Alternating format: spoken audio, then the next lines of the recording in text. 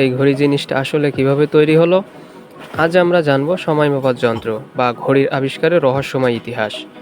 প্রাচীনকালে মানুষ সময়ের হিসাব করত সূর্য দেখে। সকাল, দুপুর, বিকেল সবকিছুর হিসাব ছিল সূর্য আর ছায়ার উপর নির্ভরশীল। প্রায় ৩৫০০ বছর আগে মিশরের মানুষ প্রথম সূর্যঘড়ি তৈরি করেছিল। এটি ছিল ইতিহাসে প্রথম সময় মাপার যন্ত্র। এরপর আসে পানি ঘড়ি। খ্রিস্টপূর্ব ১৪০০ সালের দিকে মিশরের মানুষ পানির সাহায্যে সময় মাপা শুরু করে। ধীরে ধীরে তৈরি হলো বালি ঘড়ি, যেখানে বালি পড়ার মাধ্যমে সময় নির্ধারণ করা হতো। কিন্তু সূর্য বা বালি ঘড়ির সমস্যা ছিল, এগুলো রাতের বেলা বা মেঘলা দিনে কাজ করতো না। তাই মানুষের প্রয়োজন ছিল এমন একটা যন্ত্রের যেটা দিন রাত সবসময় সময় দেখাবে। ১৩০০ সালের দিকে ইউরোপে তৈরি হলো প্রথম যান্ত্রিক ঘড়ি। বড় বড় গিয়ার আর পেন্ডুলামের সাহায্যে এই ঘড়ি চলত।